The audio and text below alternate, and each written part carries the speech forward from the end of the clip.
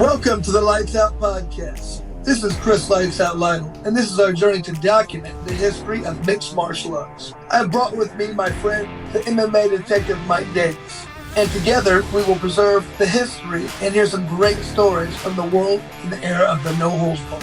Thank you and enjoy. Ladies and gentlemen, special Lights Out Podcast with one of the OGs from the American Jiu-Jitsu scene, Todd Margolis. What's up, Todd? What's up, man? Thank you for having me. So there are certain instances when I'm researching people where I run into roadblocks and I contact friends, sometimes family, definitely teammates. And you're one of those people I've had on the shelf for about a year now because I've continuously run into dead ends, including after talking with your teammates. Your career is very, very difficult to track. Are you aware of that?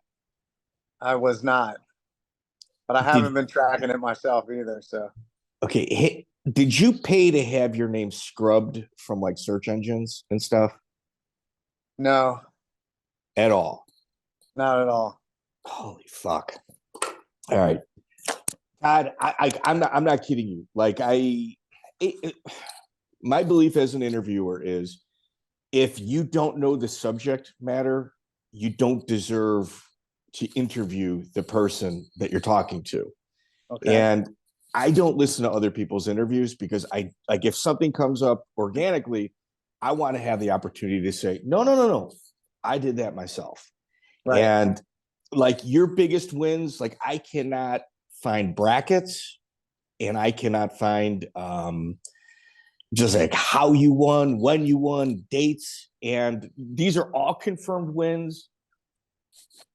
Certified heads of the industry that I've talked to are just like, no. That's legit. Okay, when? How? I don't know. So we're going to try to clear up a lot of that. Yeah. No, listen, I too have tried to, like, I've reached out to Ricardo Amendolia. My guy. And I'm like, bro, can you find me the picture, the podium picture from the 04 Pans with me, Jacare, Tedede, and Leo Vieira? I'm like, I want that picture. No. If you can find it, that would be amazing. Ricardo Amendolia is, I put him up there with like Robert Drysdale. There's like that top 1% of jiu-jitsu history. Drysdale, right. Amendolia, they're absolutely in that conversation. And right. Yeah. And I like them, you know, it's just like legit as they get, original OG, good luck finding his history. That's right. Yeah, it's wild. Why don't we start with, you're kind of going through something a little bit serious right now on the family side. I'd like to, if it's okay with you, breach that topic. Sure. Yeah, my dad. Yeah, so my dad had cancer for the past couple of years, and he's been cancer-free. And then while he's trying to recover, he had a stroke, I guess, about a month ago now.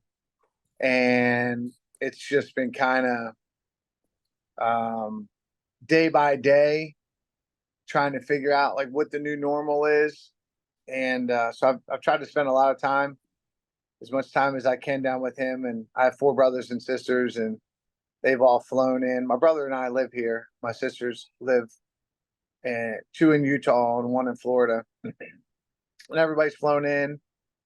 And so he rallies when the kids are all there, like, you know, people do. But I don't know. I don't know how much longer he has on this earth, man, but it's been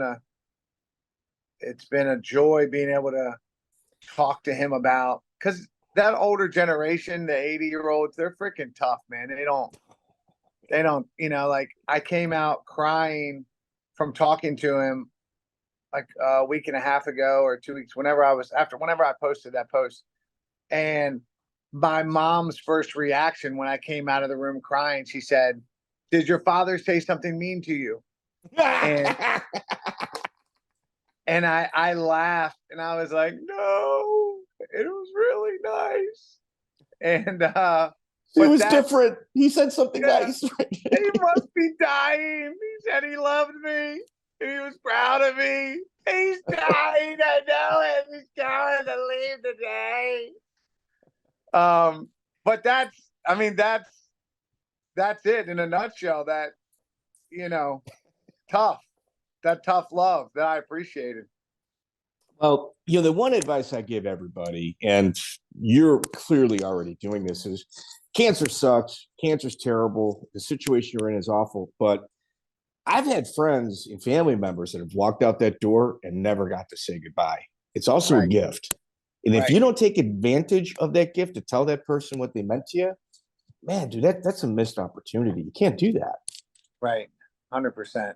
You know? 100%. No, and last night we were there, and my brother, who's a school teacher, and I mean, he's won teacher of the year. I mean, he's just an awesome guy. And so like he runs right out to the drugstore or whatever, and he comes back with a cardboard piece of paper, and we're just writing down memories like a dad board. And I have a sister who's also an educator, and so like, it's funny because like that's their, I mean, we're educators in jiu-jitsu and stuff like that, but like, I'm not creating draw boards for everybody. And just going through those memories with my dad, and some of them he had he'd smile and he'd add some things too, or and other things like, he may not have remembered the things that you remember as a kid. But to your point, the joy of sitting around with my brothers and sisters who I don't get together with often because we're all over the place, even though we're on a family text chain and we text every single day to one another, that to be able to honor somebody while they're living is incredible. I mean, it's a gift. It's incredible. It doesn't get any better than that. It really doesn't, So, and everything has a season. And like I told my dad that night that I came out crying, I said, if you're tired and you let go, your parents, I know, are waiting for you, and I hope you'll be waiting for me, and my son will be sitting with me. I mean, that's the dream, Yeah. So it's a beautiful thing. I appreciate you asking. No, it's true. Any prayers that folks have, we'll take them, bro. It's everybody wants to get to heaven, but everyone's afraid to die. Dude, this is the playoffs, dude. Right. How you perform here, whether it tells you if you go to the championship match or not. Right. You know, and it's just like, no. I think it's a beautiful thing. And we're all going to go through it. 100%. Yeah. I mean, getting to say goodbye to your family members is incredible. An amazing thing. So, yeah, man, if you could tell me today you lived to 80 and not one day more, but you have to take the deal today, I'd freaking sign on the dotted line. Why wouldn't you? Now. And you've got your friends, family, and loved ones that have the ability to tell you how much you've touched. They've touched you in your life. Yeah. I mean, dude, no brainer. Even if you didn't give me that, you say you don't get to say goodbye at 80. You're done, right? Okay. But like at 80, you've seen your kids grow up. You've seen your grandkids. Like he's got 6 great grandchildren at this point. Like the legacy in the Margolis family is. So we were brushing his teeth last night, putting him to bed, and my brother and I were in the bathroom with him. And I said, "Dad, look up in the mirror." And I said, "It's Margolis men, right?" And I had my hand on his shoulder, and he lifted his fist like this, Fuck yeah. And I was like, it makes me. Yeah, it's good. It's good. I said, "That's legacy, Dad. That's legacy right there. Margolis men, warriors, Well, your journey to manhood started pretty early. 1994, you're the Maryland State Champion wrestler. I think it was your senior year of high school. When does your combat sports journey begin? At what age? So it's a crazy story. As most people that started in the 90s, you had to know somebody who knew somebody. I mean, it wasn't like we were trolling the internet looking for something fun. And I had my dad's friend, Chris, my uncle's friend, Chris Doyle, my dad's brother's friend, Chris Doyle, my uncle said, "Hey, my nephew needs a place to live. Can he stay at your house for the weekend?" And I left 7 years later. So that's how it was a long weekend. It's weekend at Bernie's. And he was doing jujitsu at the time. His name's Chris Doyle.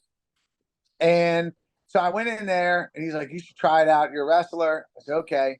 So I went in and I got choked and arm locked and all the normal stuff. And I thought, and it was Mario Yamasaki at his little school in Rockville. And I said, "I'm going to train this just long enough that if I get in a street fight, I'm not going to get caught in any of this stuff." And of course, I started training hard, and my goal was just to beat everybody in the room. And I think maybe there were a couple blue belts at the time. Like the sport was super new, the school was new. What year was been this? around for a year. 1997, September of 1997. Wait, just so everybody knows, at this point, a blue belt is like an endangered species. Like you're never going to see one here in the United States. You will, but in big cities, certainly not small areas. Can we agree on that? 97? Yeah, it was a big thing. It was a big thing, right? And of course, I didn't like them beating me, and so I just wanted to beat them, right? So I was like, well, I'm just going to learn a little bit, and then I'm gonna beat everybody. So like a month later, we go to our first tournament, and I watched, and I'm like, I can beat all these guys. So I didn't compete because I was like, I'm done competing. I'm tired of cutting weight, blah, blah, blah, which I did some legendary weight cuts after that. But so, Mario's like, just come watch. I went and watched. And of course, my competitive juices were like.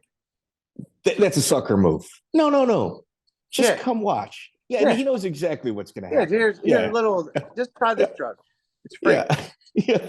So I'm looking around and I'm like, I can beat all these guys.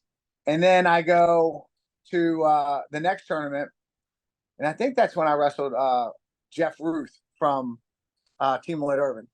And I remember I hit him in a lateral drop, and I beat Jeff. And I was just recently down teaching a class at Team Lloyd Irvin, and Master Donnie was telling everybody, he's like, because they hadn't seen me in a while, he's like, Master Todd here is. When I first met him, and he recounted the story to me of when I wrestled Jeff Ruth, and he was like, Jeff Ruth was the man. And then, Master Todd here beat him. And we were like, what the heck? And how is this possible? And so then I got my blue belt in 3 months. And then I just, continued on my path. All right, so I got some really early old school questions here that you may or may not know the answers to. So, I mean, I'm just kind of throwing stuff at the wall. Lowell Anderson, Craig Kukik. You know both of them, correct? Lowell Craig, you Anderson. certainly know. And who? Craig? Krivka? Krivka? Yes. Uh-huh. All right, so they leave the Torrance Academy as brown belts. Do you know the reason why? No. Okay. Kukuk was promoted by Helio, later rescinded after his split from Renzo. Do you know why? No. Fuck. Richard Bressler spent 15 years with Horian, and in 1994 was still a brown belt. Do you find? Damn that's it, all, dude! That's all West Coast stuff. I know, man. The East Coast and the West Coast were very isolated. I didn't know who any of those guys were until I went out to the Vegas but you competed. Yeah. But we weren't going to California because there was nothing in California at the time for us. We were doing all Grappler's Quest in Naga, and that was pretty much it, right? So I wasn't paying attention to the West Coast, the West Coast at all, like anything that was going on out there. So, like the original OGs from the East Coast is Rob Kahn and yourself. I don't think that East Coast gets as much publicity as your West Coast counterparts either. I mean, probably not.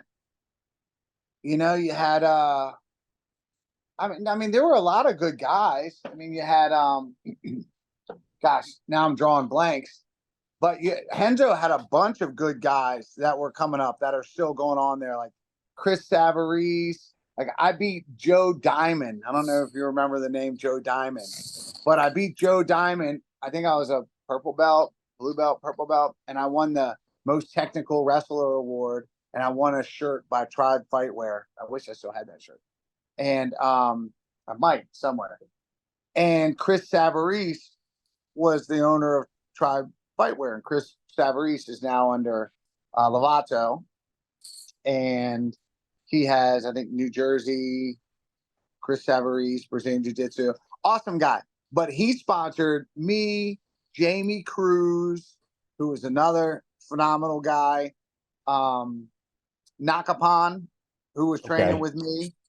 And he brought me and Nakapon out to Vegas, my first time out to Vegas for that Grappler's Quest West, where I hit all those nice arm spins and stuff like that on the one guy, and then I lost my inverted heel hook to David Terrell,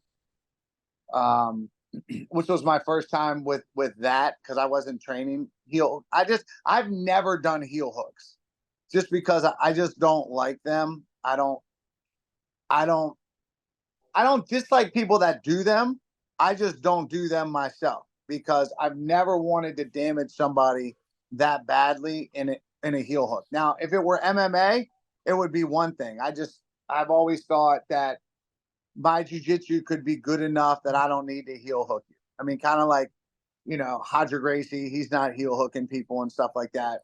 So I even though I was aware of them and Lloyd was big on them, huge on them, I wasn't spending the time that I should have been on that. So after that David Terrell match, though, I never got heel hooked again. I mean, I was like, all right, I got to pay attention to this situation. But anyway, so there was Jamie, Cruz. You had Sean Alvarez was an early Renzo guy too. Sean Alvarez. You had the other guy who fought MMA, who was a New Jersey, I think, state champ wrestler. Pellegrino, yeah, Kurt. And then you had Gumby, and you had who else did you have? You had Krylik. Oh, there's another guy. There were guys in that were in. Either way, that were lighter. Yeah. I mean, you had Mike Moses, who was training with me, who was really good in the lightweights, and then you had you got Frank Cucci. You got Well, Frank Cucci was down in Virginia Beach, and I have some funny stories with him. You had Brandon Vera, who was coming up after us. You had Sean Williams, who was coming up. Ken Cronenberg, Kenny Florian. I'm looking at this on my wall. She's a cheat sheet. Well, yeah. So the East Coast guys, like you guys, really don't. I should say you're not as documented as the West Coast, like early jiu-jitsu guys. What was your first competition win over a black belt? So that was versus a black belt. I think. Oh, I had this the other day too because I was thinking about this. Man, if I would have had like some notes. What was his name? How do you do it? It's your first win over a black belt. Everybody remembers that. Oh man, I know. I can't remember. Like people ask me about matches. They're like, you beat so and so. I was like, I did. All right, that's cool. I don't know. I just, when you've lived so many lifetimes in one lifetime, it gets hard to remember. I remember wrestling Cachoeiro and Cachoeiro, right? Ricardo and Flavio Almeida. So I wrestled Flavio. I think I was a purple belt, and we went basically to a draw. And I was really like, just it was the wrestling game. I would try to get a takedown, stay out of their guard, stay out of the deep half guard. Yeah.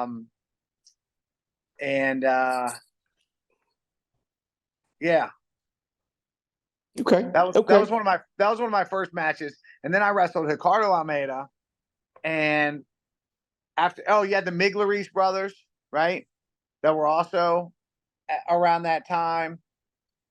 So there was some, I mean, there was some good competition on the East Coast. And then if you went down south, you had the Avalon brothers, and you Yeah, had the Avalon brothers were legit. you had American Top Team, and Mike McCrulick or something like that. So you also are a person, you started with Mario Yamasaki. Were you there from white to purple, or was it white to blue? I was white to brown. Under Yamasaki? Correct. Yeah. And then from what I heard, you go over to Pedro Sauer for a little bit. Correct. So what happened was I met Lloyd at that tournament. There was a super fight. Oh, there's another guy. His name was Ivan something. He was like the best guy from Virginia Beach. And he was under, oh gosh, there was the rival school to Frank Cucci's down there. And it was kind of a well-known black belt, like a legit black belt that was down there. Can't think of his name off the top of my head. And so anyway, I beat him and then there was a super fight, and they had, Lloyd was the referee for that. And that was my first time meeting him, and he was a purple belt, and I won that match. I won both of them. And then he invited me to his school to train with him. And I was the first guy that he had invited who wasn't from his school to train with him. But because I was good enough at the time for where the sport was, I was the best guy that he had to train with, outside of like Roddy Ferguson, who was another guy, right? Judo Olympian. Yeah. And he's got a school in Tampa. Yeah. And a super smart guy. He's a PhD, he's a doctor, and his wife's a doctor. I mean, he's a neat guy, super nice guy. And then you had the Snowman. Jeff Monson, right? So the East Coast was holding its own, and I'm trying to think of. Well, Jeff Monson he's a Seattle guy. He was on the East Coast though. Was he? Okay. At the time, I think he was in Florida. And he probably was going. Yeah. He definitely had like a medical equipment device company or something like that. Okay. Another smart guy, cool dude. And then like the Gracie Arnolds were on the East Coast, and there was a lot of stuff going on the East Coast that kept us busy. And we'd only follow up on the West Coast stuff on like reading Grappling Magazine and Black Belt Magazine on at Barnes and Nobles every month. So, Adolfo Amaro, that was my first black belt I beat as a purple belt. Cool. When you went and trained with Pedro Sauer, that's where the story was. Yeah.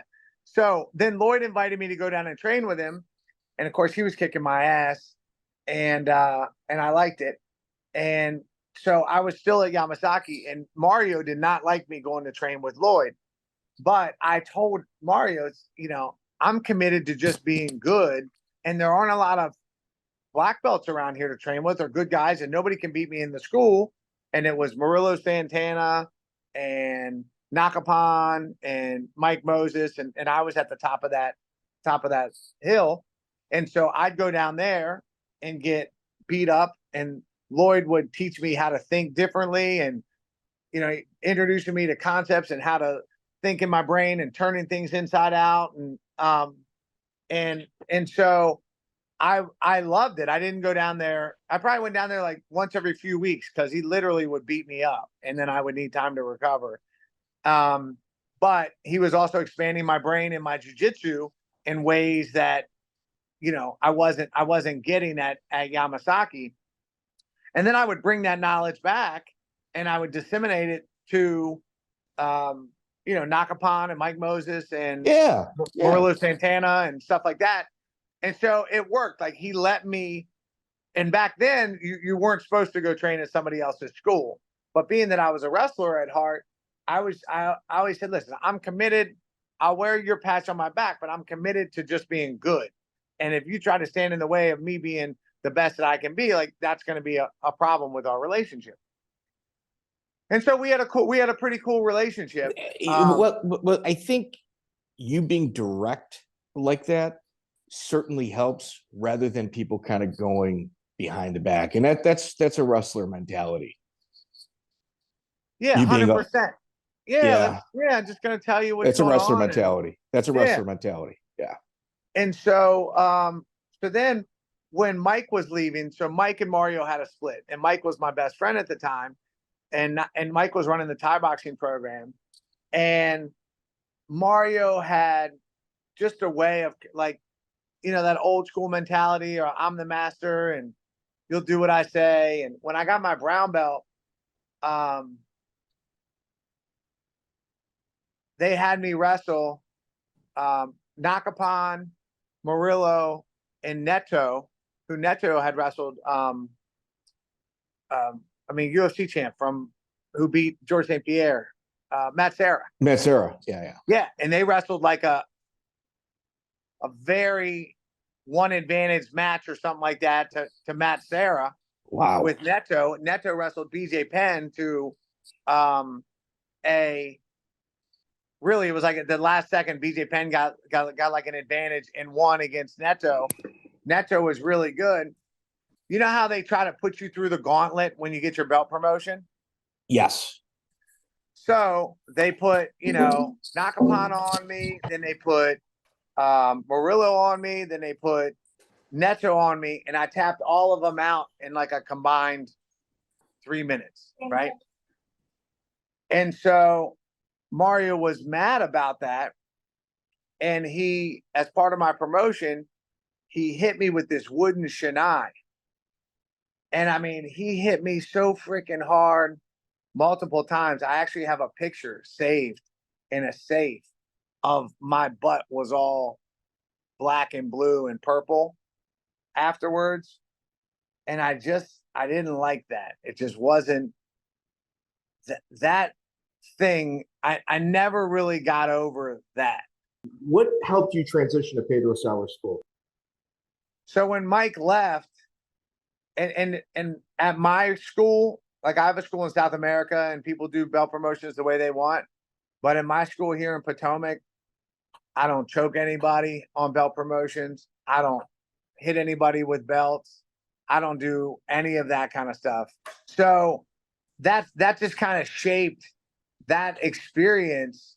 Was obviously not a great one.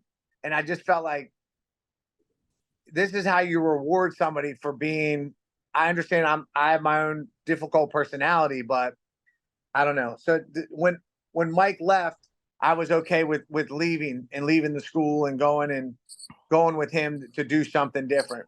And it bothered me because loyalty is a big quality of mine, and I'm a loyal person. And so that part bothered me, but just the old school mentality of, you know, I'm your master. And like in my school, nobody calls me Master Todd. When I go other places, they call me Master Todd.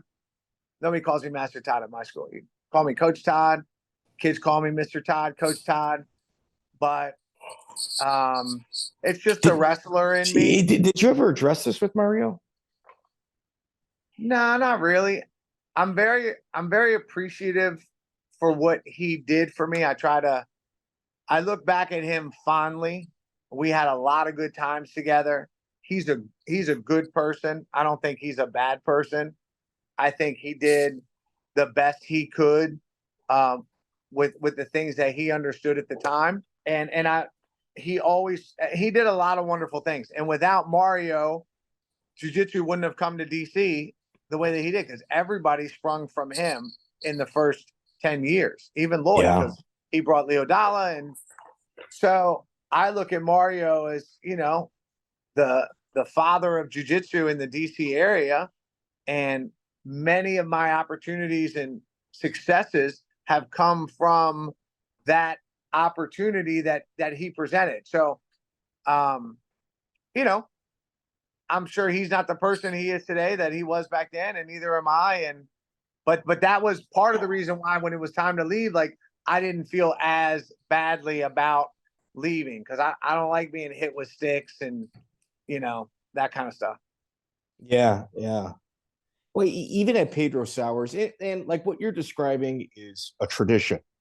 Like it's for many, many, many years in jiu-jitsu schools, all you did was experience that a lot of other people's prior to. It's not like this is some one-off situation or circumstance that took place. What, for me? 100% that's a one-off. When you hit somebody with a solid stick, you're not hitting them with. I mean, you see the belts and stuff like that, sticks. I don't know, obviously. Yeah, because I was tough, right? And I was going to take it. You understand? So like, yeah, it was a form of trying to break me. And it was unnecessarily brutal. Like if I had I have the how many times did you get hit? How many times did he hit you with it? It was like 4 or 5 with a solid wooden stick, right? Okay, so it just wasn't one crack. Like a katana. No, and Okay. it wasn't the bamboo one that like shakes.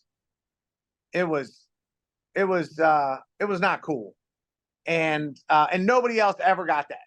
That was special for me. After just tapping everybody out in 3 minutes, consecutively of all the best guys.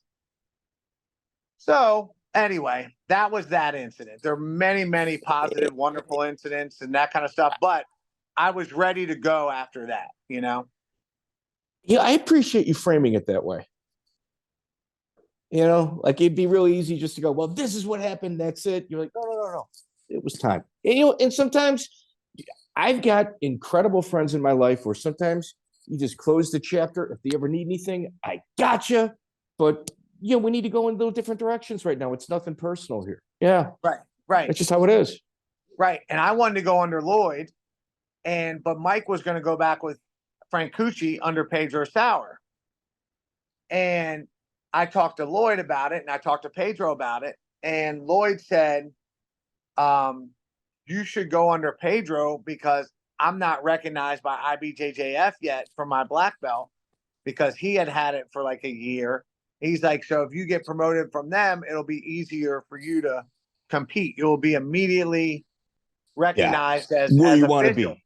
Where you want to be. Yep. He's like, and you're my brother. You can always come train with me, And so when I competed, like if you see at that Pan AMS, let me interject real quick. What Lloyd Irvin did right there genuinely was for your best interest. Oftentimes you'll see people in a position like that, hold back, let me get you, just so they can kind of have like a pecking order under their name. That was like a genuine, like very few people do what Lloyd Irvin did in his situation with you. 100%. And so, Wow. over the years, and when people have talked crap about Lloyd, you can't, that my experience with him is nothing but brotherhood and loyalty and honor, and just an amazing guy who's been very transformational in my life, and helping me even think differently, like on and off the mat. So, but yeah, I totally agree. Lloyd Irvin. He draws from the inner city, areas that probably need the most love, need the most care, and have the least amount of resources for those two. And then he takes people from adverse situations growing up, changes their life, and every once in a while, a great while, one of his students will go a little left of center. And the rest of the jiu-jitsu community will be up in arms. But the rest of the jiu-jitsu community that's up in arms has never pulled anybody from the inner city, has never changed anybody's life that came from the backgrounds like remotely close to what Lloyd pulls from. So Lloyd pulls from the hood, changes a shitload of lives. Then when one person gets out of line, the whole community's like, see, look. Those people doing that have never been in like the inner city and areas that Lloyd makes the biggest changes in. That's my personal experience, my personal feelings about Lloyd Irvin. You're spot on. And he does so much where he doesn't even talk about it. Like, fuck no. I mean, when we were in Brazil in the early 2000s, he was sponsoring Rocinha Jiu Jitsu. that they could walk up Hosina. He was paying for the mats in the school in Hosina. I mean, without fanfare, without video conferences. Look at me, everybody. Hey, here's my social media post. I'm doing something good. Everybody, please hit like so I can have my ass kissed. No. Right. Talk to Baby, who was running Hosina, who's been in Abu Dhabi forever. Like, I traded messages with him the other day, who's doing phenomenally well. And, from the worst part of Brazil, from Hosina, right? To your point. Yeah. I So agree. hood people are doing, he pulls 200 hood people out. One person does hood shit. And then everybody's like, oh my God, I can't believe this. Well, dude, the guy's trying to make a fucking difference in an area that needs it the most. Spot on, bro. You know what I mean? And like another thing is like, and I'm going to have Lloyd on very soon. Anybody that doesn't think that there was a paid PR committee to badmouth Lloyd Irvin has no idea what they're talking about. There was a paid vested interest to throw him under the bus. And I don't think Lloyd's ever really addressed that publicly. But all you got to do is just look and just follow it. I mean, somebody was paying a PR committee to press release shit about the guy. And, now we're kind of looking at the after effects of it, of people always just trying to point the finger at him. I mean, it's just plain as day. Right. Yeah, so. It was bizarre how it all came down.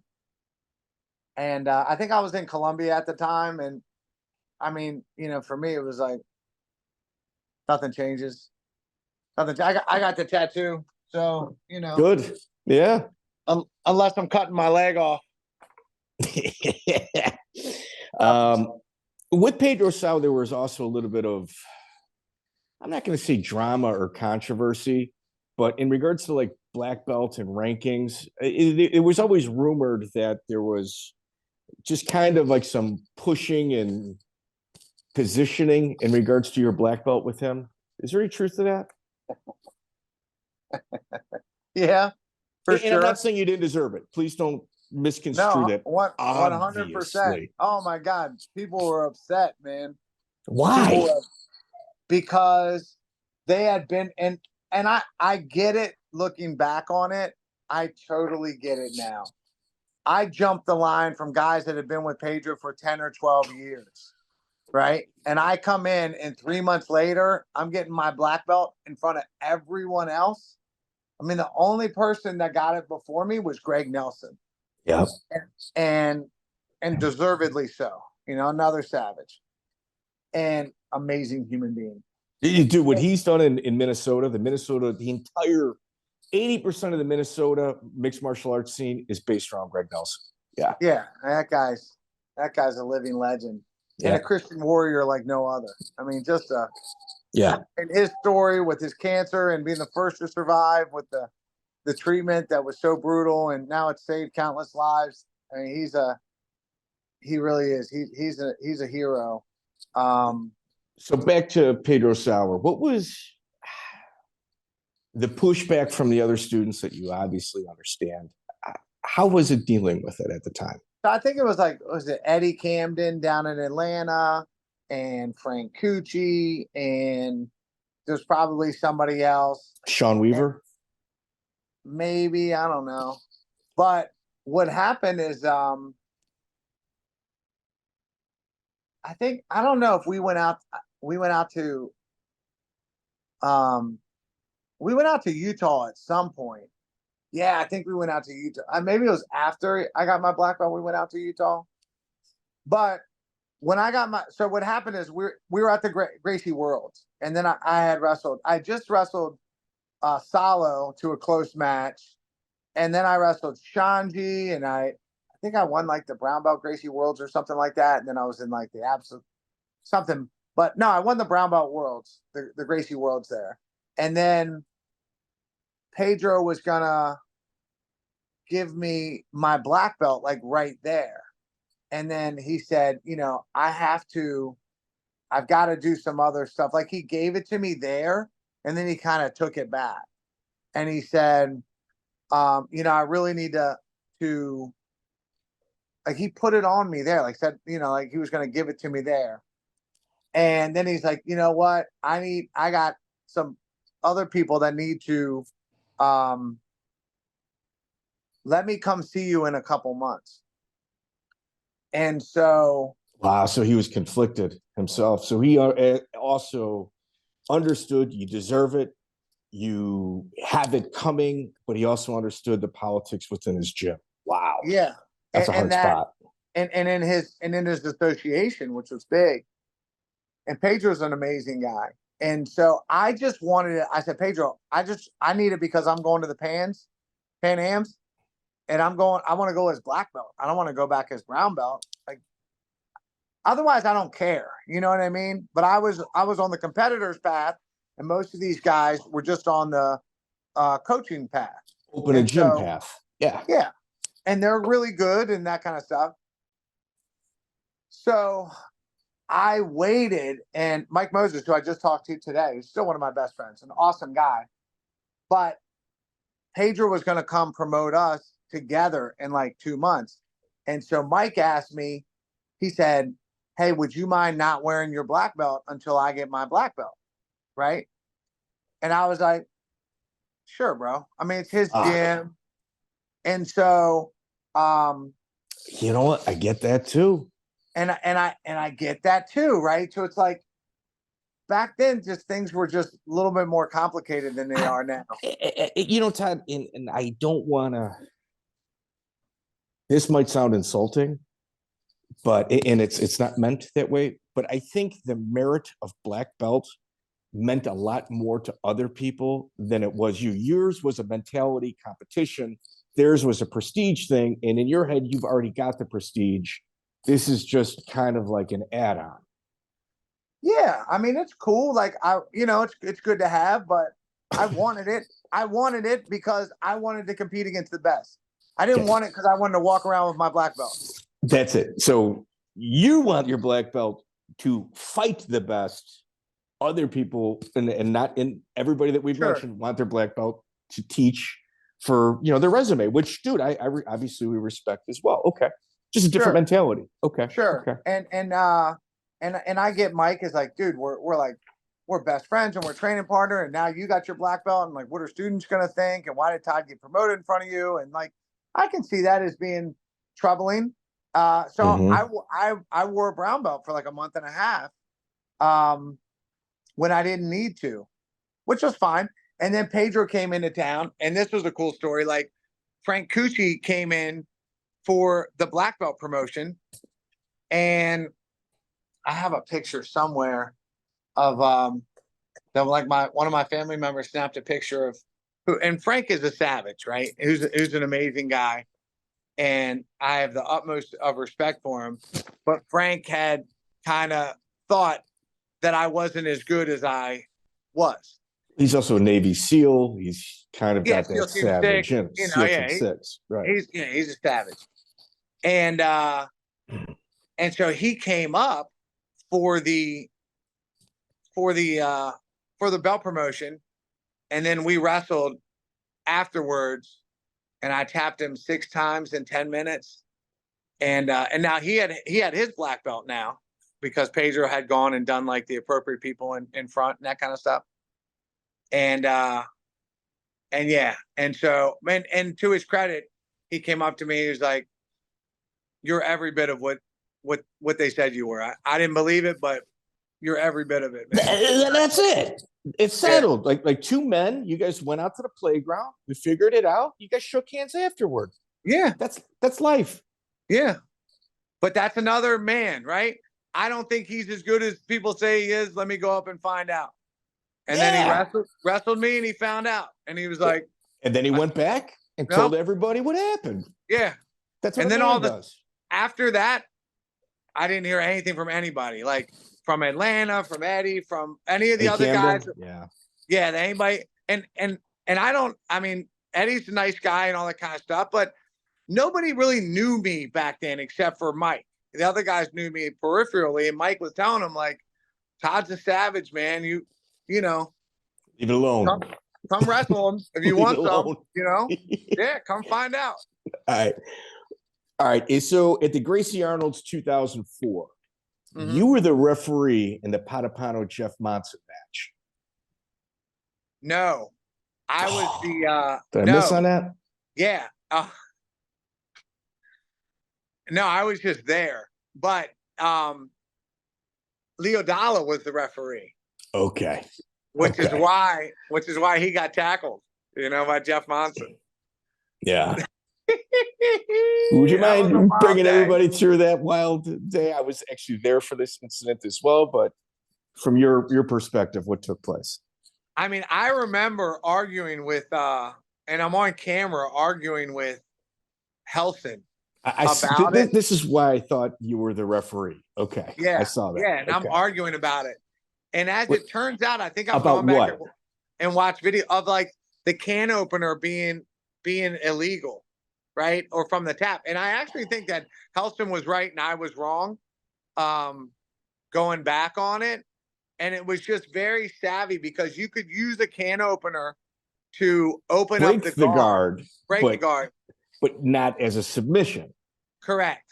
So Jeff Monson hits Pe DePano with the can opener. To open the guard.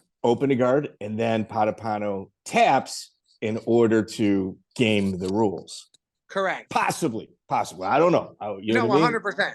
100%. He was not hurting.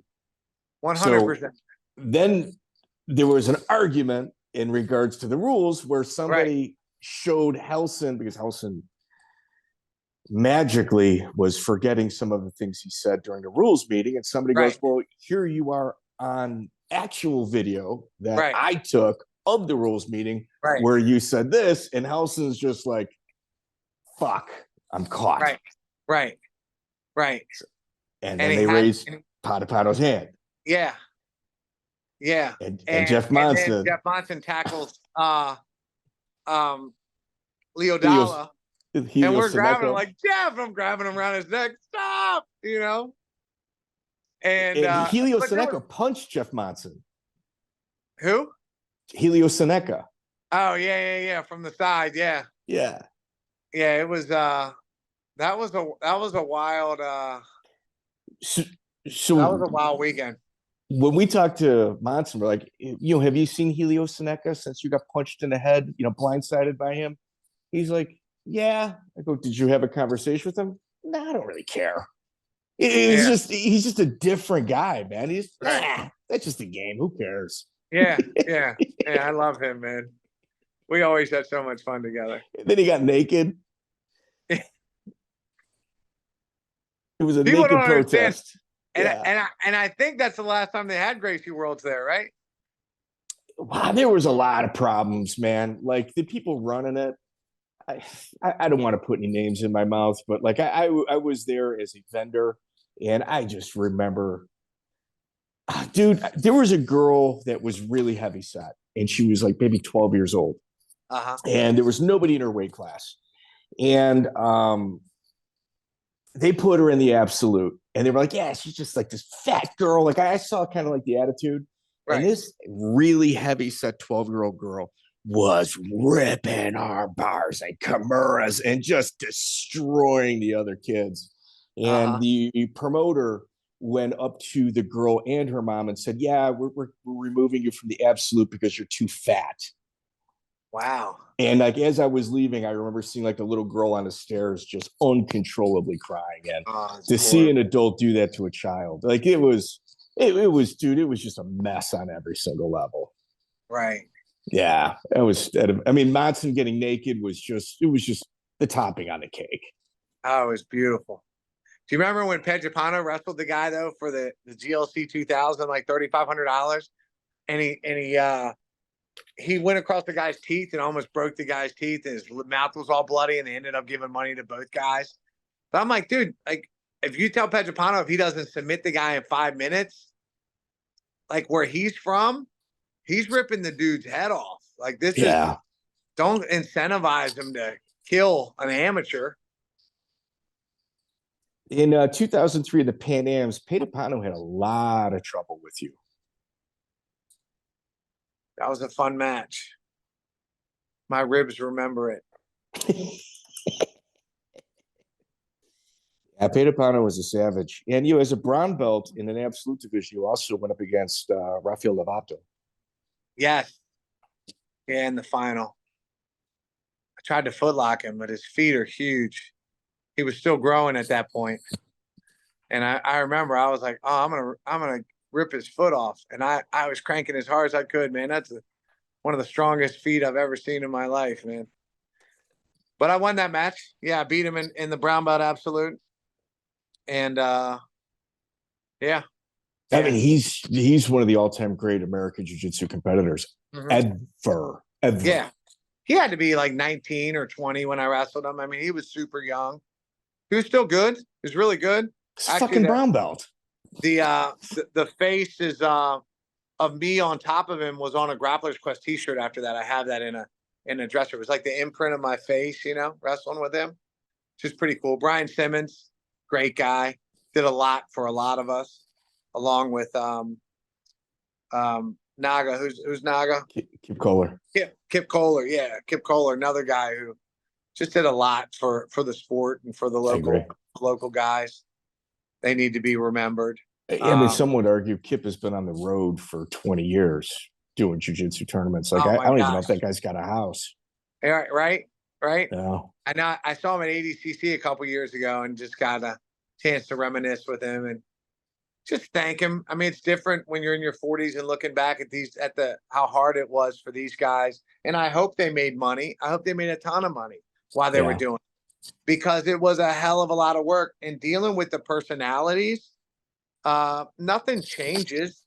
People think like, oh, the personalities now. Like, no, the personalities were always the personalities. The egos were the egos.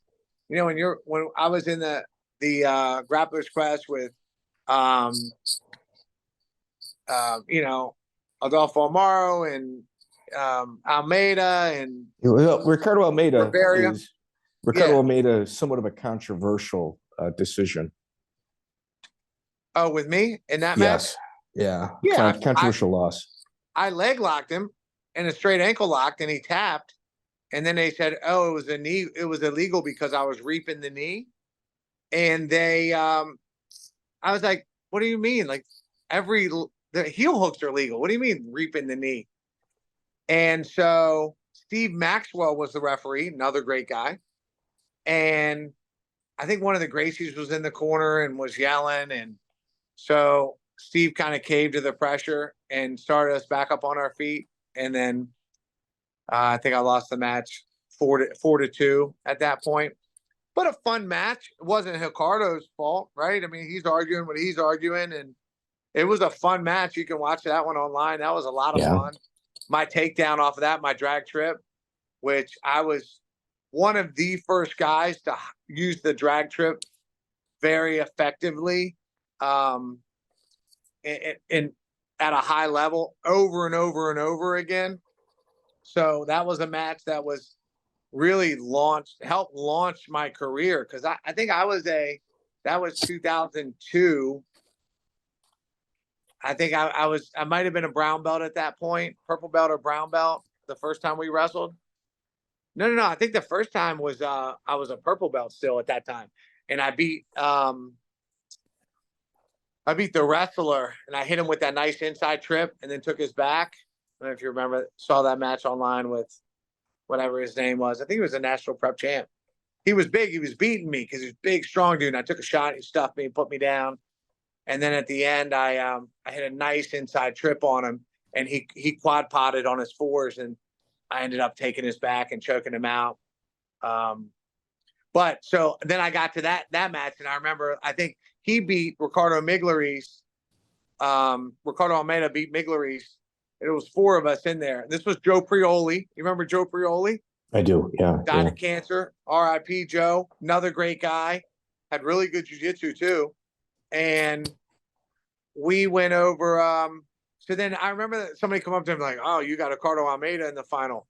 Good luck." Now Ricardo Almeida at that point was already an Abu Dhabi silver medalist, I believe. And you know, I hit the ankle lock. He tapped. We started back over. I lost 4-2. But a couple weeks later at the Grappler's Quest, when we were supposed to fight again for third and fourth, when you had, I think that's when when I had Shanji in that nice guillotine, man, and just didn't know enough to turn on my side and was squeezed in the wrong way and ended up losing that match by points. And then Chandri, that's when Chandri hit Jeff Monson in an armbar and was the first one to tap Jeff Monson out by armbar. Yeah. So for third and fourth, and you had Ricardo Almeida had beaten what's his name out of California, the heel hook king. I mean, Dean Lister? Dean Lister, of course, who's a buddy, great guy, right? Yeah. So he had beaten Dean in a close match, and then we were supposed to wrestle for third and fourth, and Renzo Gracie, amazing guy, which goes to like everybody's got a Renzo story. I've got a few of them. But Renzo comes over to me. He says, "Hey, my friend Margolis, I heard that something happened." Hold on one second here. You're good. You're good. You're good. Keep going. So he says, you know, I heard what happened. I'll can my best Renzo accent. And he says, I heard it wasn't right what happened to you a couple weeks ago. I want you to take third place. And there was $750 on the line to go with it. So I'll show you the trophy.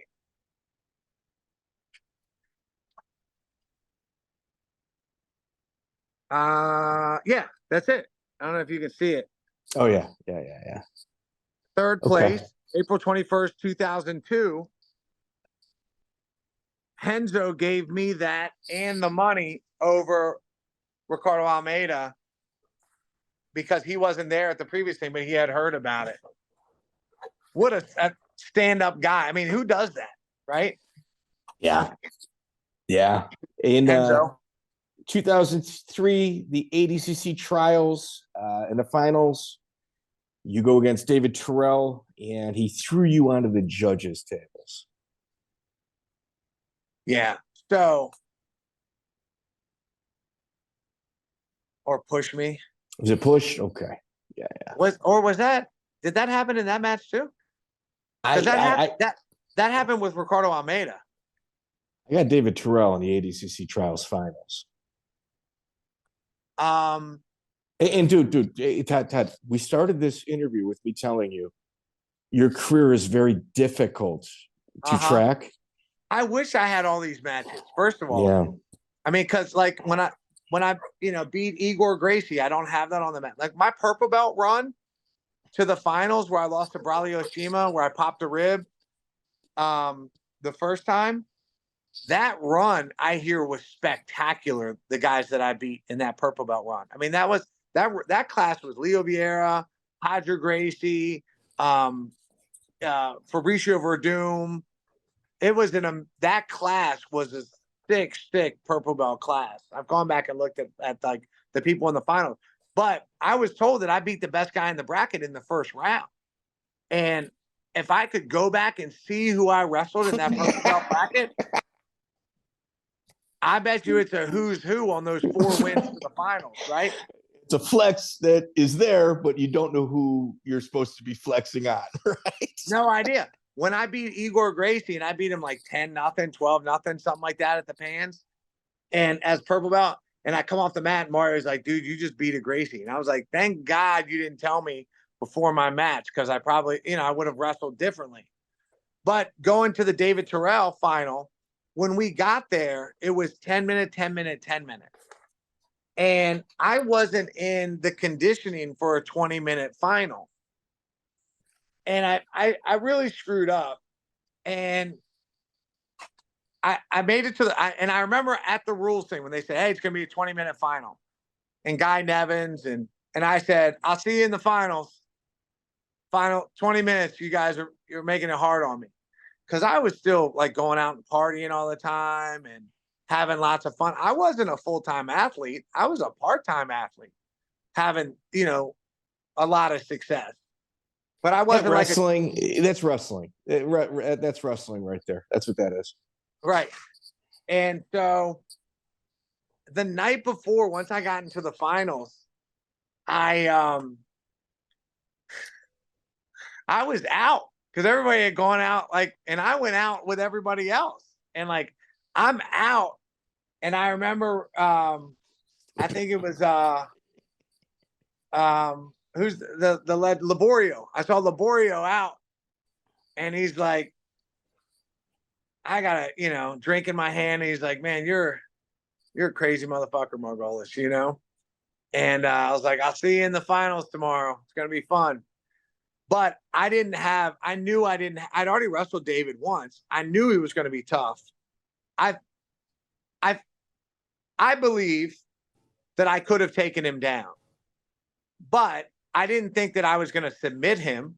So I knew it was going to be a war.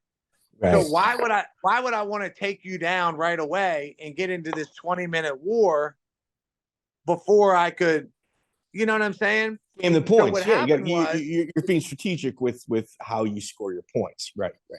Yeah, if there's no points in the first 10 minutes, like, why do anything? What am I gonna do? Yeah. So I'm hand fighting with him and wrestling on our feet. Well, freaking 12 minutes into the match, I'm exhausted. I'm like dying cardio wise, because even hand fighting for 10 minutes is extremely tiring, right? Yeah. So I'm like, I remember I'm shrugging off into Russian ties, and I'm trying to do nothing for the first 10 minutes. But that was a mistake on my part, because what I should have done is just gone after him. And even if I got submitted, just give him hell. Give him the best of me, which would have been in the first 5 minutes, instead of going 10 minutes doing nothing and looking like a guy who didn't want to wrestle. And then I remember he was on top of me, and I was just exhausted. And I shrimped to one side and shrimped to the other side, and I left my arm out. And as I'm turning back into him, he catches me in a Kimura, and that's it. Tap. 15 minutes into the match. Oh, dude, that's the longest match that I had ever wrestled in my life. Like, I was not, like, I told them on day one, I'll see you in the final, but 20 minutes is going to be outside of my training regimen. So just mentally, I was already like, all right, let me just see what I can do, because I'm a wrestler and I'm going to go in there and grind. But I didn't get invited to ADCCs, and they took the third place guy. Why is that? It was like almost like a snub. Yeah, because he Kimura'd, he wrestled David Terrell harder, right?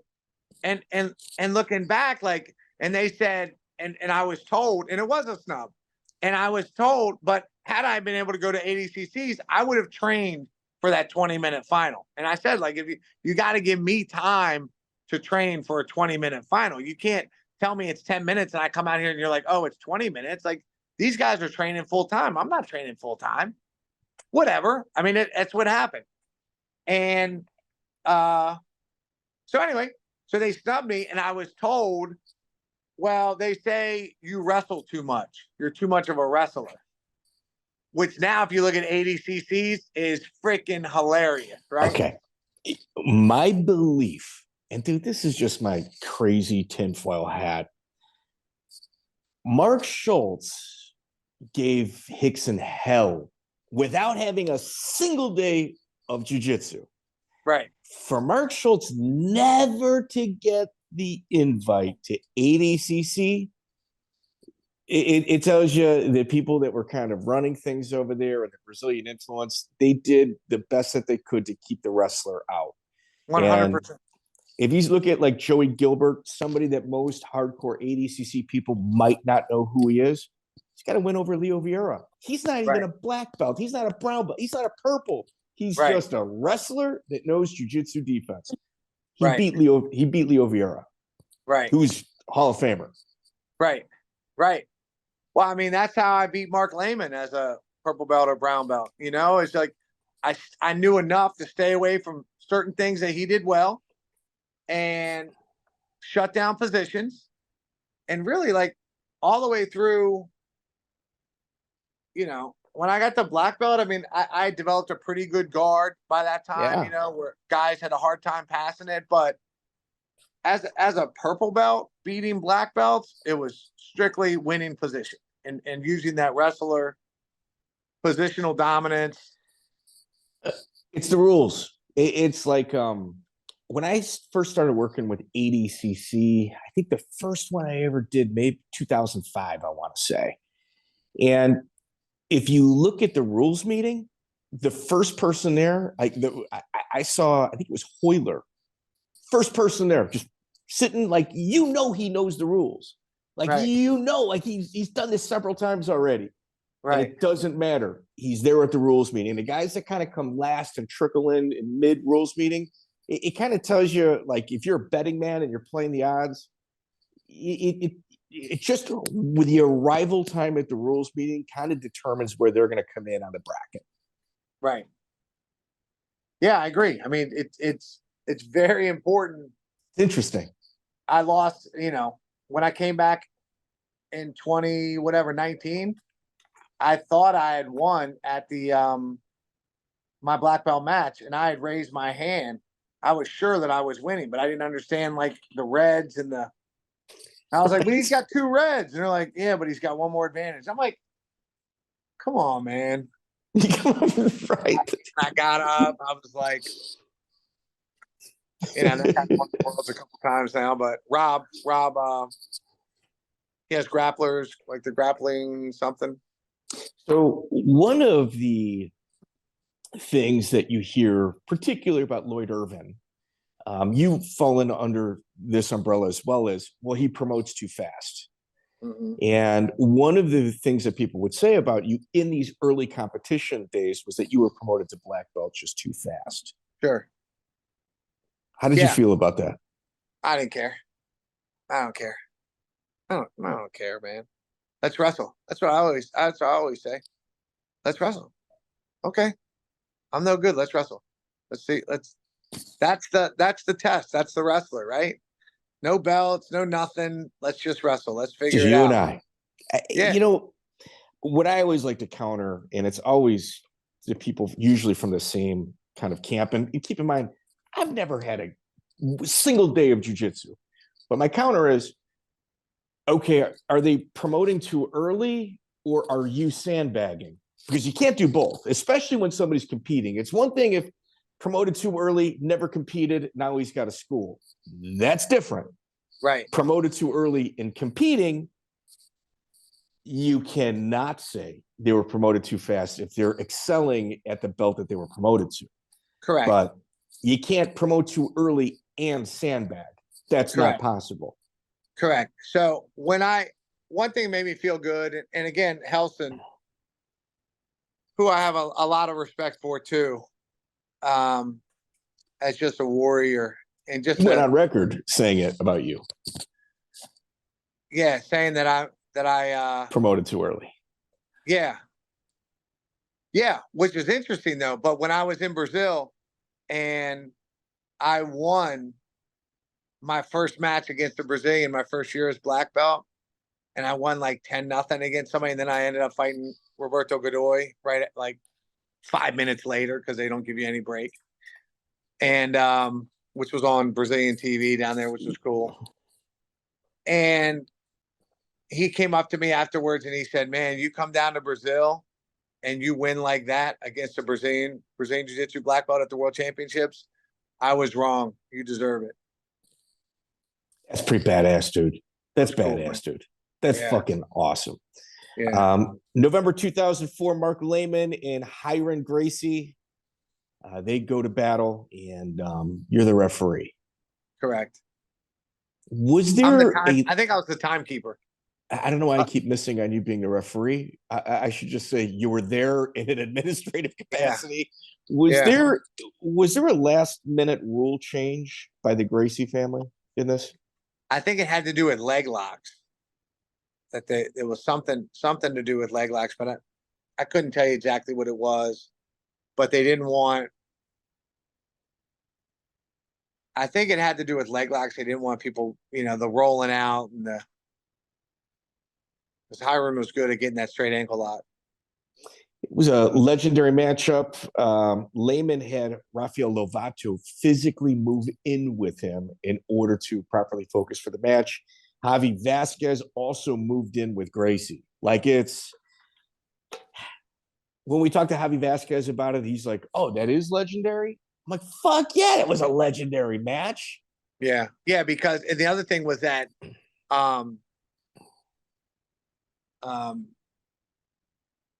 gosh, I'm like brain dead today. I'm running on a couple hours of sleep. Elio Gracie was there. Yeah. And that's the first and only time that I got to meet Elio.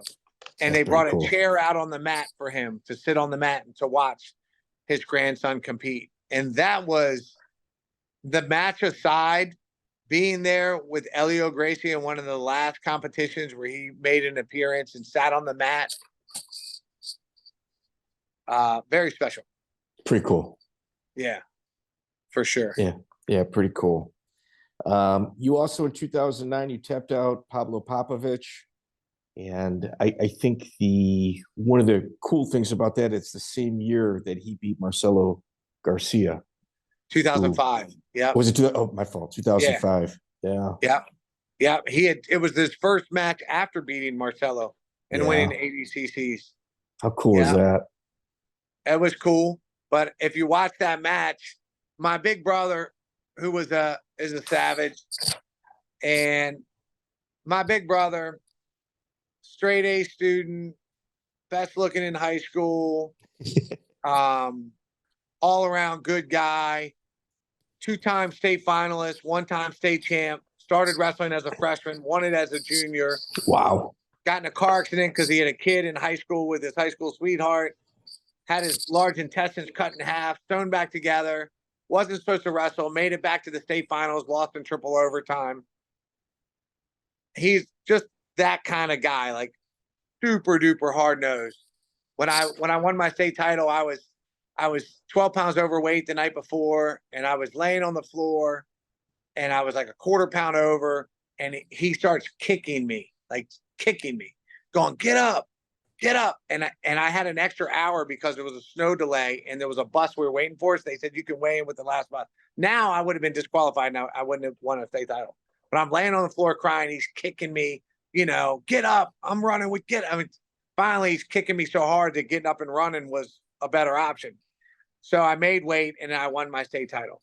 So my older brother is one of my heroes, and with my dad, and Marty, my brother, same name as my dad, Marty Jr., and then my nephew, who's a 3-time state champion, who's now at USA Wrestling, sending me stuff from Olympians and stuff like that. He's out at the Olympic Training Center, who's a savage who helps run my wrestling camps here.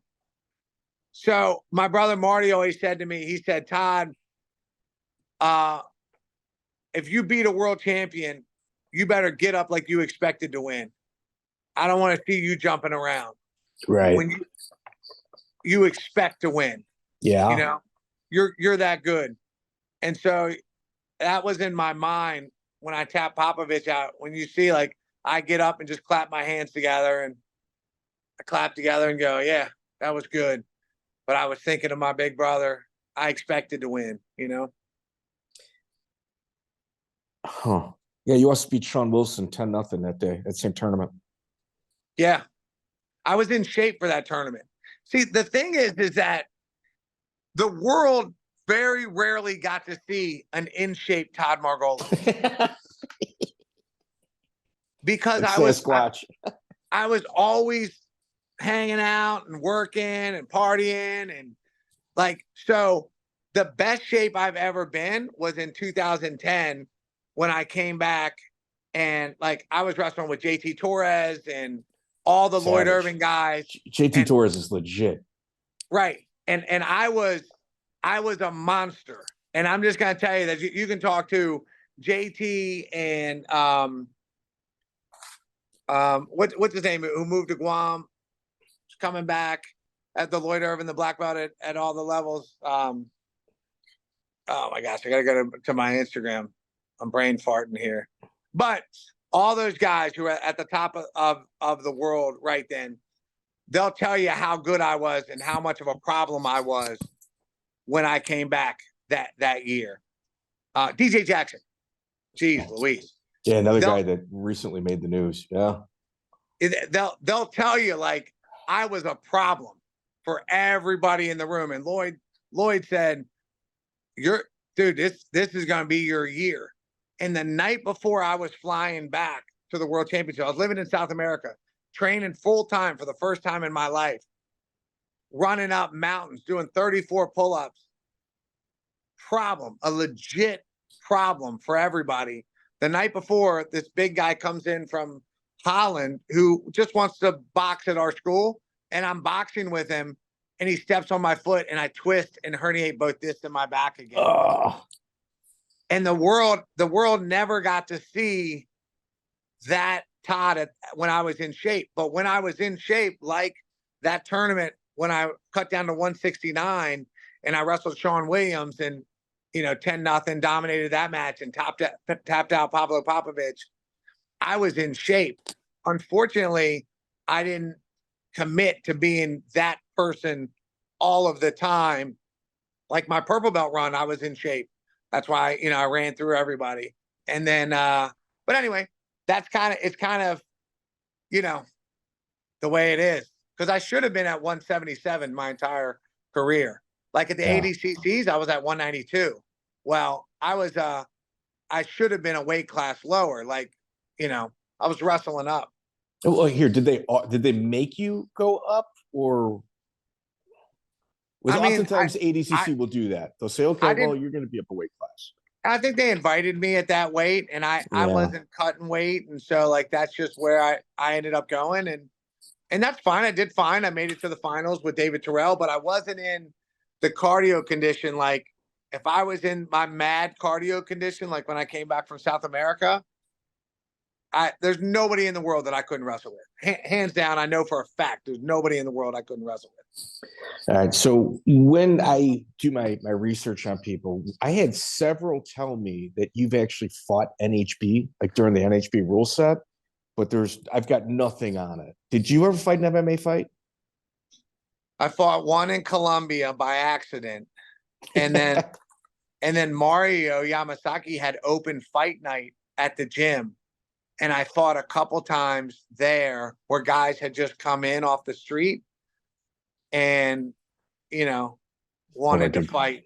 Okay, that's fair. I think every jiu-jitsu coach worth their weight in salt has had a guy come off the street that they had to teach a lesson to. I mean, that's just one of the boxes you got to check. Well, I wasn't, like this great. I was like a blue belt or maybe a blue belt at the time, and so I was nervous because I wasn't a street fighter. And the one fight that I had in South America was I was there with some guys, and the coach comes up. He's like, "Hey, we need a fighter about your size. Do you know how to fight?" And I was like, "A little bit." And he's like, So anyway, I did the fight. And fortunately, I didn't get hurt. I didn't have to throw any punches on a guy, and I won in like 30 some seconds. And you speak fluent Spanish? I am now. I wasn't when I lived down there. But I do real estate during the day too. So I do a lot of real estate in Spanish. My wife's from Nicaragua. I worked my way up. I started in Brazil, went to Colombia, worked my way up until I, met the right one. Yeah, me too, dude. Yeah, my wife's from Colombia. I spent a few years living in Mexico. It's beautiful language. You also had back in the day, we've talked about this with other people. This may or may not apply to you.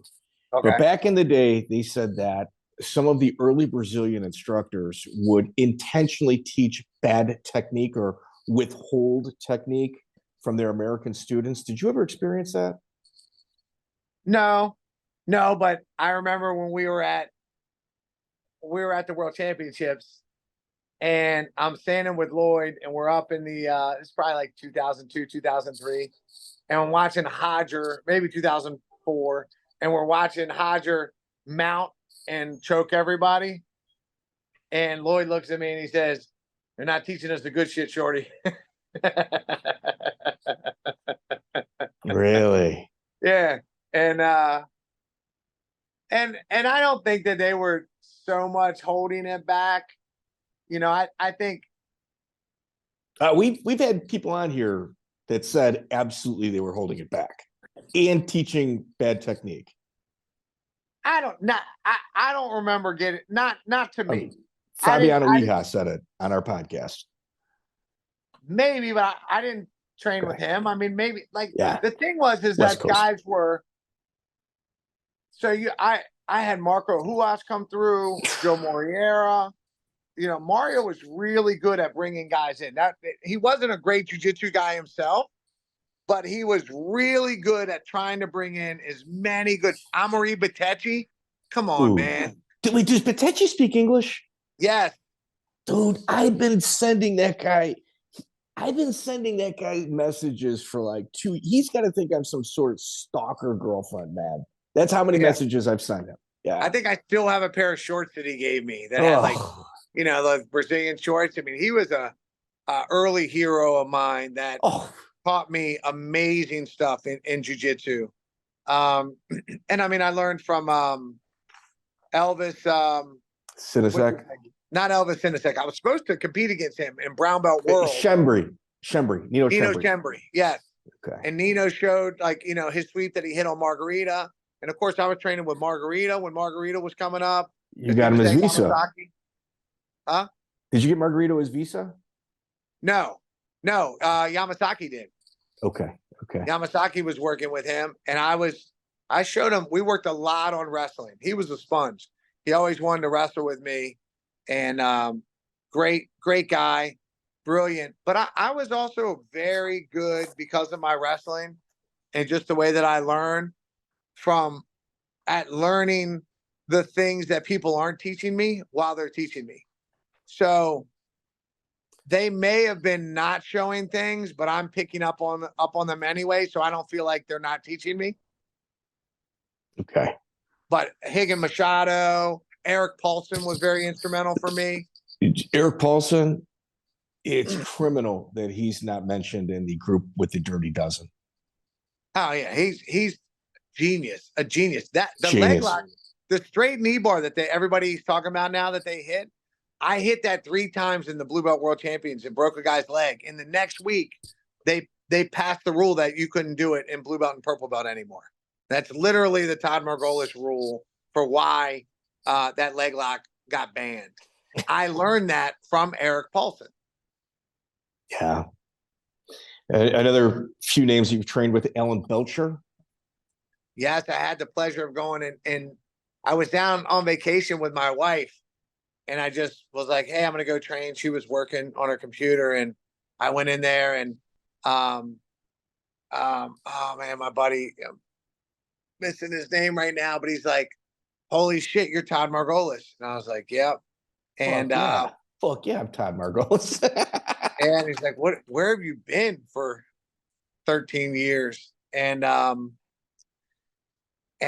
can't think of his name right now, but he also was yelling times and coaching for me from the when I won the black belt pans in 2019 and up in New York.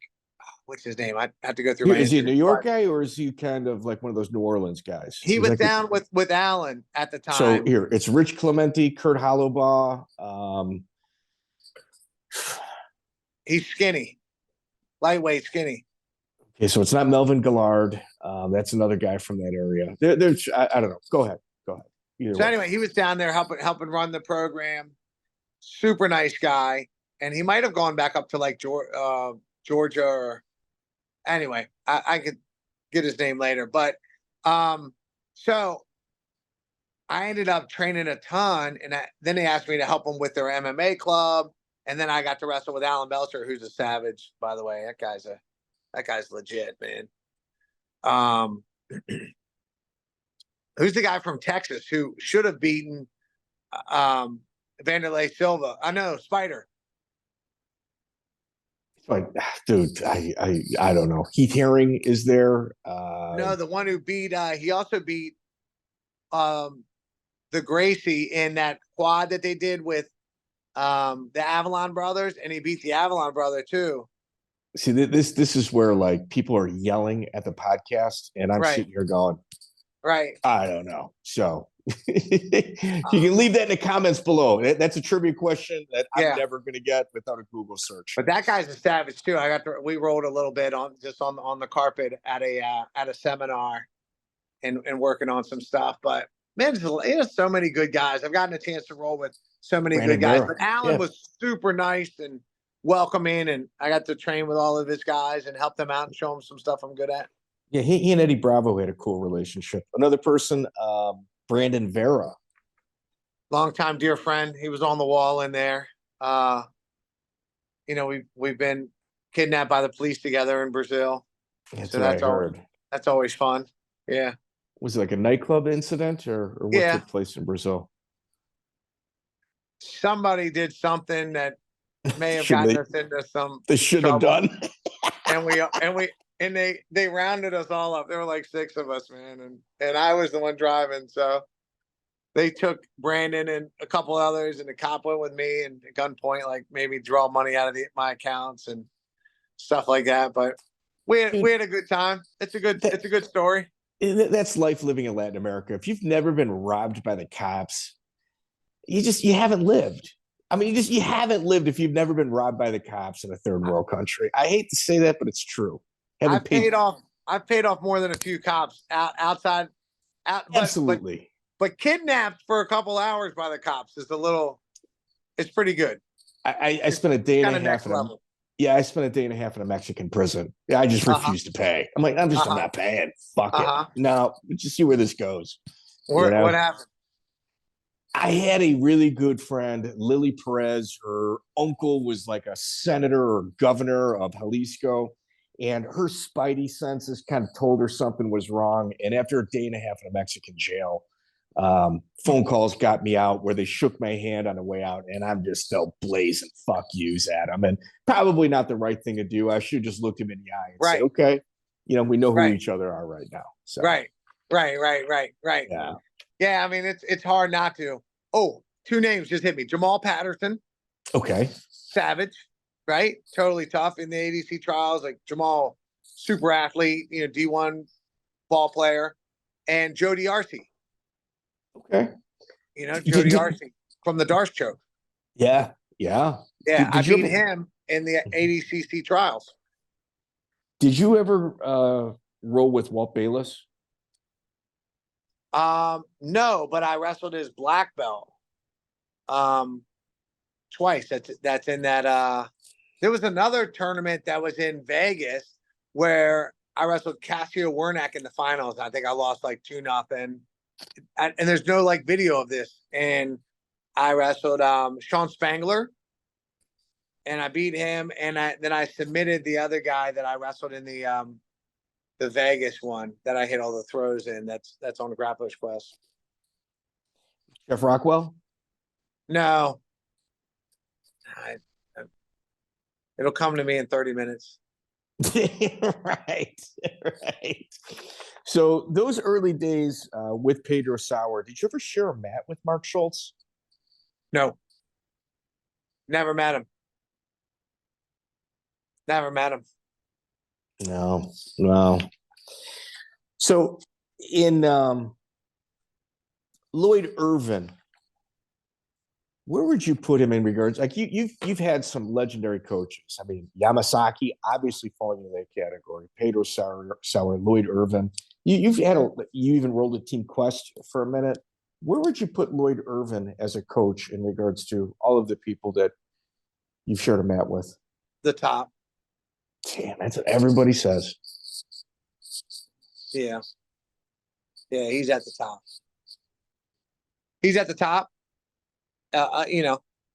And they're all great. And I have a close relationship with Pedro. When I went out to California, Pedro gave me one of his belts off of his wall. I have it here. It says Gracie on it. Jesus. And I know it kind of hurt him when I left, but when I competed in 2003 Pans, when I got cheated in the worst robbery in the history of, have you seen that? Go ahead. That, where I passed for 30 seconds and I get no points for passing against Pablo, Pablo Guillobel. And 30 seconds I pass his guard and I lose 2-0, right? And so, and you see, like, I was all over him. I mean, I was mauling him in that match. But anyway. So afterward on a robbery like that, you're still in the same building with the culprits. Do conversations take place? Do conversations take place? The whole crowd's booing. I mean, honestly,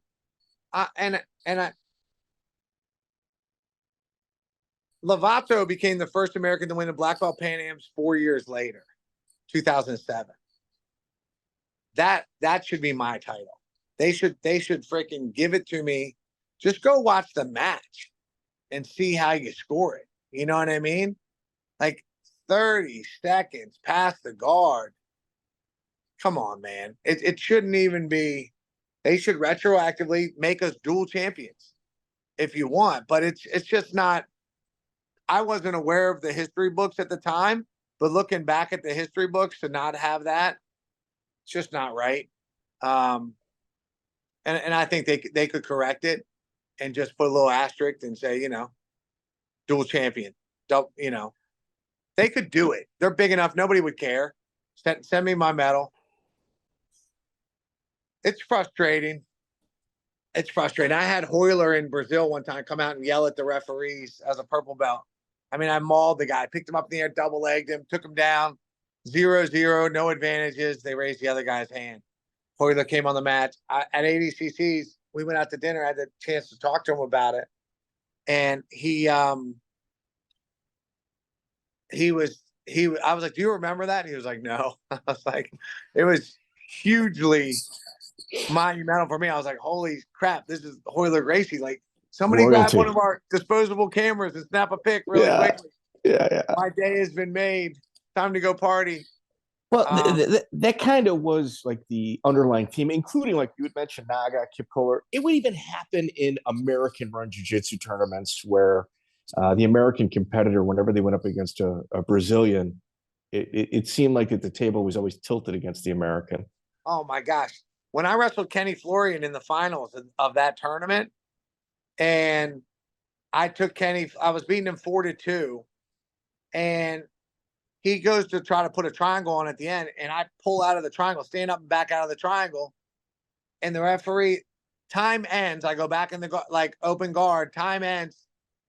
They stand us up, and they raise Kenny's hand, and I'm like, what are you talking about? He's like, hey, my friend, I took 2 points from you for backing out of the guard and gave him 2 points. I'm like, that's 4 points. Ah, my friend, you do a good job fighting. You're good fighting. And I was like, it was $1,000 on the line. But that was that tournament that you see there. But I tell everybody I won that tournament. And Kenny, he knows, he laughed. Dude, when I saw him at ADCC, he was like, whoa, what was that? That was the worst screwing I've ever seen.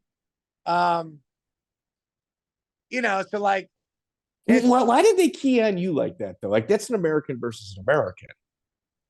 Well, he had Gracie's in his corner. Okay. You know, I was there by myself. So. That's excellent. Just the way it was, man. It is what it is. And, you know, it's like it just made you work harder. That's all it did. I was committed to just submitting everybody, which goes back to that David Terrell final. I should have just gone out there and thrown caution to the wind, and I probably would have gotten the invite because my jiu-jitsu was good enough, but I didn't display it in that finals match. So it's kind of hard for me to be upset, you know? If you're going to play the game, you better fucking win, right? Yeah. Don't go out there and play the game and then shit the bed. Like, that's not impressive. Todd Margolis, we have delayed this interview for almost a year. I greatly, greatly appreciate you coming out, brother. Thanks for having me, man. Keep up the good work. You're doing amazing stuff. Dude, it's fun, man. It's history, dude. It's history. Yeah, I love it. I love it. Yeah, I appreciate you being active on our Instagram and our comments and stuff like that. But dude, we're all historians here. I'm sitting on this side, you were on the participant side, and for somebody, you know, having gone through that gauntlet before many, many other people, it's truly an honor to have you on, bro. I appreciate it. Thank you. Thanks, man. Talk to you soon. Check out the full interview on iTunes, Spotify, and all major podcast platforms.